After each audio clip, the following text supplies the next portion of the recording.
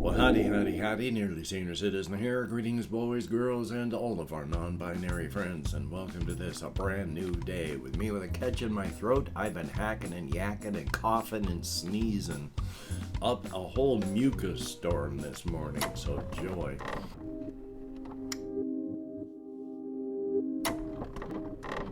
It is dim and chill without being actually cold outside, and I actually slept partly up at around 4ish from intense gut pain, and then trying to sleep between then and 6, up at 6:30, and just, you gotta love ADHD. Yay! And of course, front loading of videos. If you could toss me a like, that'd be very cool. If you could subscribe to the channel, it'd be awesome. If you could, I've forgotten the words. What else? If you could leave me a comment, that would be double plus good. This has been a great morning. And of course, I would like to thank each and every one of my Patreon patrons. These are literally beautiful and literally awesome people who are, in fact, literally beautiful and literally awesome. Without their help, I and my aging pet we'd be in very bad shape, likely homeless. And if I ever go homeless, I'm not going to live very long.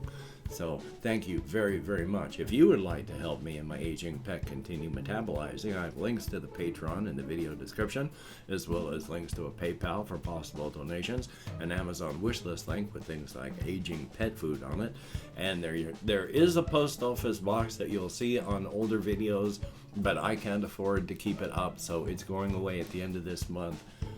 Yay. Anyway, front loading of video is over. Thumbs up for that. Oh, joy. It's a fine day. It is a good day. I mean, any day you metabolize is a good one. Thumbs up for that.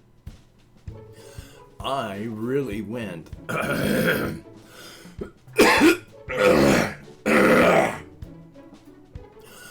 really went on a long Walkies last night.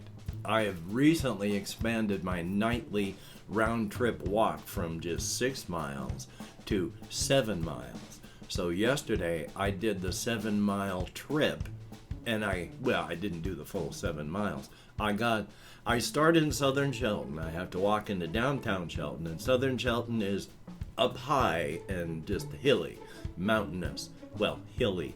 And you ascend a few hundred feet in a very short period of time. So I come down out of that and into downtown Shelton, which is in a valley, and then I walk up into northern Shelton, which is on the plateau, just huge, vast plain up there, onto the rest of the world. And then I walk to Walmart from there and then back. In the southern Shelton part, I make an extra loop now that brings me the full extra mile, so it becomes 7 miles. After that long and boring little tangent, that's the word I'm looking for, point being, I got into downtown Shelton on my way back and decided to swing by the one cannabis shop to see if they had any $30 ounces. Well, that's in the middle of that loop. So I did a 8-mile round trip last night. Took a little less than 3 hours because 9 miles would be 3 hours. Takes 20 minutes to walk a mile, and there's 3 20s in 60, so that's an hour for 3 miles. So I was out and walking for a long time last night, and I am glad that my back just handled it, because that would have sucked otherwise. The nerves in my back up until recently, I couldn't make that 7-mile round trip because my nerves would get inflamed, and then I would have physical anxiety, and it would be awful. But I've even done well with the 8-mile round trip. Thumbs up for that. What else do I have? Not an actual whole lot. So I was reading through the comments. Floramia was talking about how it could well be that there's non-compete stuff if you're using the publishing tools of, say, Morphidius Press or Amazon, so that you wouldn't be able to make your PDFs available on my drive-through RPG. So that could be. I mean, I don't know how the whole publishing world and all that works, so thumbs up for that. But that made sense, and I just wanted to mention that. And then the other thing I have on my list is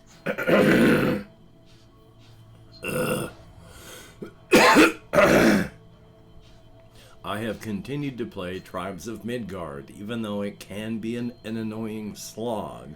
I'm in the intense grind part of it right now, even though I've been cranking out those season pass achievements and getting rewards for them. Yay. But I had gone through the entirety of my island. I know where the big bad of the island is, and if I try to take on the big bad of the island, I just get destroyed. There are caves around the island, and I can't even take the bosses of the inside caves. I can't upgrade my equipment because I need resources to upgrade my crafting stations. One of the upper points of my island, I could see the smaller part of another island up above. So I got my boat together and I went out and I forged across that ocean. They're sea monsters, so I had to avoid them when they showed up on the mini map, little red dots for enemies. I managed to do that, but I kept slamming my boat into the shore of the new island, and your boat has hit points, and my health bar was going down on that thing. But finally I found a beach, and then I got onto the beach and I dropped a shrine, and a shrine is, you can fast travel from shrine to shrine.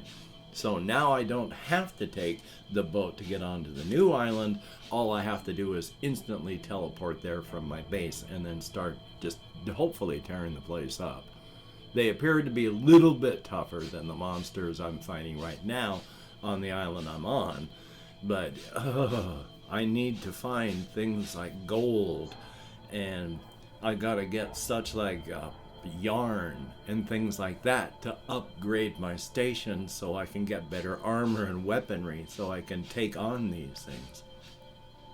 Even though it is a semi-microtransaction nightmare type game, because of course, again, it has a shop, and while you cannot earn the money in game, you do occasionally get rewards of little bits of premium shop currency. Now, they've given me a grand total of like 25 premium coins, and in the shop everything costs 200 to 1,000. So giving you 25, yeah. But still, I mean, it's a fun game and I am enjoying myself. I keep coming back and playing it, so definitely a thumbs up on that. And if you like collectathon type, getting the resources to upgrade your crafting stations so you can get more resources so you can upgrade your crafting stations, it's fun. Along with, of course, as stated, all the various outposts with monsters and bosses and creatures that you have to... I feel bad when I kill the deer and stags that are running around, but need those excuse me. Need those resources. So thumbs up for that. Past that, I've been trying my very best to continue thinking on my whole inside-outside Razor's Edge Cryptid world stuff. Doing my very, very best because it's two projects that I really do hope to get done. I'm desperately hoping that I can find some combination of therapy and medication where I can push through my executive dysfunction to actually write about the stuff that I've spent so much time talking about. So here's hoping, but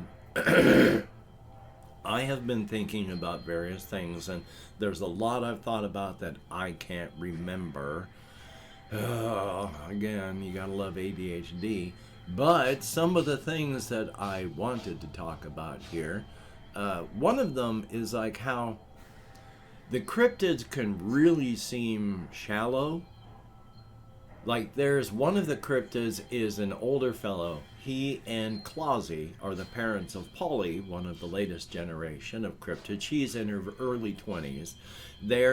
If they're not at 40 yet, Alan and Clausy are nearing it or just over. They're a little bit older. They're still fit, they're still trim, they're still toned, but are getting older. You can tell by your bodies, even cryptid bodies, start to sag with age. So they run around and they do things, and Alan is typical of a lot of cryptids in that he seems, once again, shallow. Shallow is just a pond, but then they occasionally will run very, very deep. Like, you can explain to Alan why you have to wear clothing, because you are at the mercy of the weather. If it gets cold, parts of you can freeze. When it's too sunny, parts of you will burn. When it's too hot, you got to keep cool.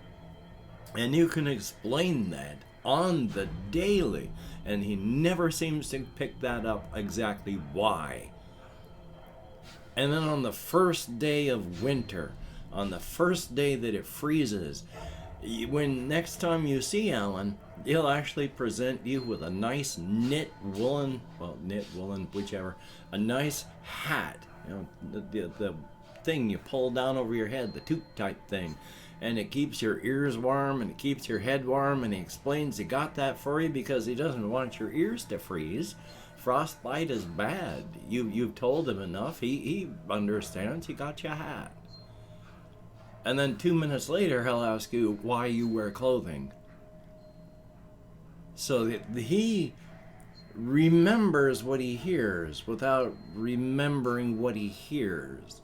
He's not as shallow as he seems, but they don't seem to be, he and others like him, can't seem to just tap into it on a conscious level.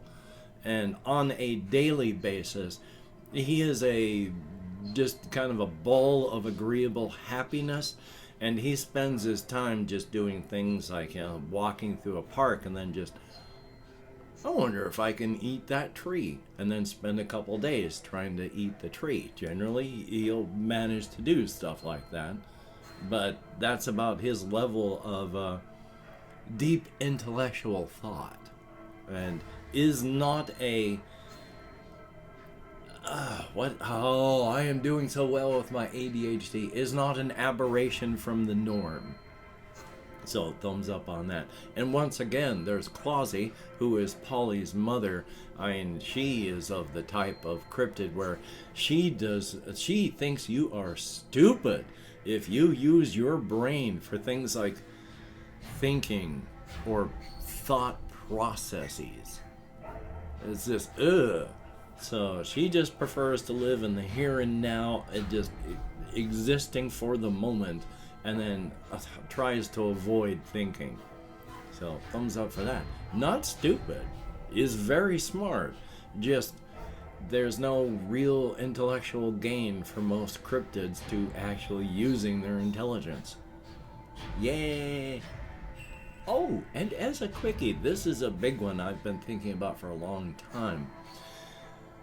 When I talk about the cryptids, I will still occasionally say people or persons or these people. I view them as people. In story, they view personhood different from what they are. Like if Jimmy, who desperately loves Polly the cryptid, when he is looking at her, he may, talk to others and say she is just a beautiful beast, a svelte creature, a wonderful, and, another word for, sleek and all that, a wonderful animal in that fashion. They refer to each other that way, and even internally. Like Lynn Tanner, who's about as human a human cryptid as you can find, because he hangs around with a lot of humans with what his work and nature is. He's a serial killer. Even he, when he's admiring himself in a mirror, will be, you are a beautiful beast. Personhood to them is something different from what they are. And it's subconscious. It's not a conscious thing. And it's definitely not a negative thing. They're not putting themselves down. They just view themselves differently.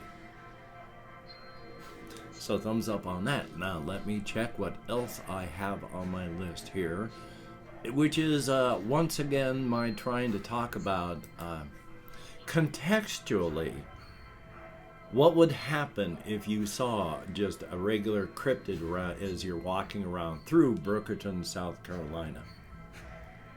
Because contextually, just the appearance of a cryptid, though they look just like a normal person, 90% of all cryptids in urban cryptids look human. And if you could perform an autopsy, the parts of them that are where we can access are human. They just have much more extra universal organs and brain structures, which gives them extra abilities and skills and talents and things. It's not magic, it is science.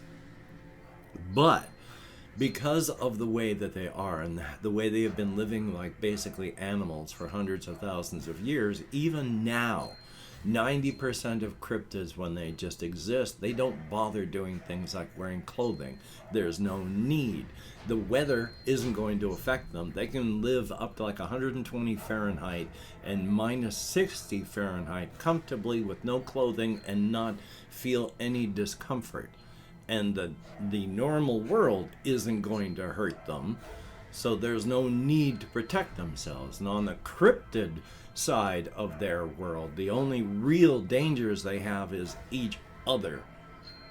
The actual cryptid world is not as dangerous in that fashion as ours is. So there's no real reason for them to protect themselves with clothing and armor, so they don't. Now remember, though they are fit, though they are naturally toned, context is everything. Culturally, we have been brought up, almost not universally, but in many, many, many places around the world, culturally, we have been trained, you cover your body and that is who you are. When you live in really hot places, of course, that changes. I mean, in ancient Egypt, casual public nudity was kind of the norm because it was so hot. So contextual context matters. With the cryptids, again, context matters. They live as animals. And again, they are fit. They're not models or actors, nor when you see them are they ready for photo shoots or to make movies. If Polly walks out of the bushes and you can see her, yeah, it would be weird to see her because she's a young woman in her 20s and she's not wearing a single scrap of clothing. But there's nothing exciting about that because she is covered in mud halfway up her legs because she's just been walking and she doesn't care. She's covered in specks of dirt, leaves, just vines, stuff that's caught on her, bits of trapped insect. Her hair is just a mess with leaves and twigs and stuff caught in it. She looks like she's been unwashed for days. And while they are filthy in that fashion, they aren't filthy. Even when she's covered in mud, Polly's natural smell is going to be that of blooms and blossoming flowers. But the stuff on her is definitely going to have its own smell. Contextually, with the cultural thing telling you when and where you should not be wearing clothes, who you should and should not be wearing or not wearing clothes with, where and how, all of this is going to be, you shouldn't have a naked person walking out of the bushes toward you, covered in dirt, but confidently walking right at you. Contextually, that is going to be very, very anxiety causing, is going to be very nervous making, especially when no one else is reacting to this person. And especially if you can see them and someone like Polly is just walking right toward you in that fashion, you are a deader. She has chosen you as lunch. So, yay. But a good 90% of all cryptids, 90% of the time, wear nothing. And even cryptids like Lynn Tanner, who spends most of his time pretending to be human, if not just being human, even he is comfortable as all get out, just dropping everything and not wearing anything. That's what cryptids are. And it's just, again, it is not anything that's exciting in the slightest, because contextually it is all wrong. Culturally, we have been told when and where you should and should not be wearing clothing.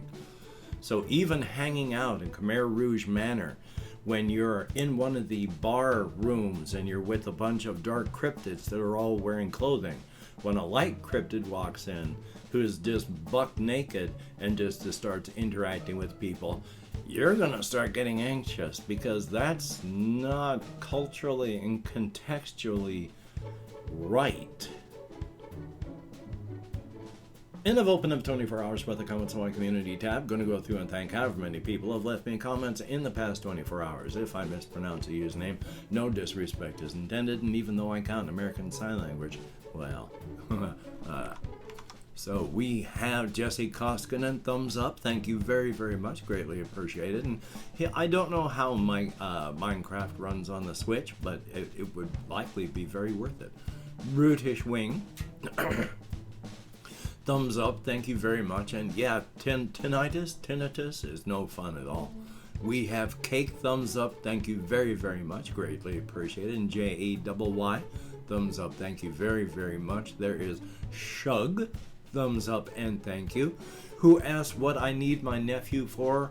Who Brutish Wing says, I have computer parts. Yes, I have a new motherboard, a new CPU, and RAM that I need to have installed into my case to upgrade my computer. And since I'm old and shaky and this hand still doesn't work right, I kind of want my nephew to do it, but if I have to do it, I can and will. We have Floramew, thumbs up, thank you. Good to see you as well. There is Vanish Gamer, thumbs up and thank you. Or no, VANSH, Vanch Gamer, thumbs up. Shinra, greatly appreciated, thumbs up and thank you. Good to see you. Cody Hawk, thumbs up and thank you. Blue Toad, good to see you again, thumbs up. Chris, greatly appreciated. And that is it. 9 people who left me comments in the past 24 hours. Greatly appreciated. You get me out of my head and into the world and dealing with real people. Thumbs up. Well, hokey smokes, I'm going to do what I can today. I'm going to try and call my genetic father at the very, very least. I have been trying since mid-November. It sucks to have executive dysfunction. Hopefully you can get done the things that you want to get done, and if you can't, don't beat yourself up. It's not going to help you do it better next time. And of course, wherever you are, if people are getting sick, try taking precautions. If people are getting hurt, don't go where that's happening. And if you're out walking and you hear the mournful howl of the bus horn, that bus with your name on it, yeah, I mean, try not to get other people hurt, because that bus is going to hit you and you're going to die. You don't want to take anyone else out as well. Ruin that by having a whole break in the tone of my thought. Anyway, though, so you take care. Have a great day today. I will see you on the flip side, and that is indeed a very good thing.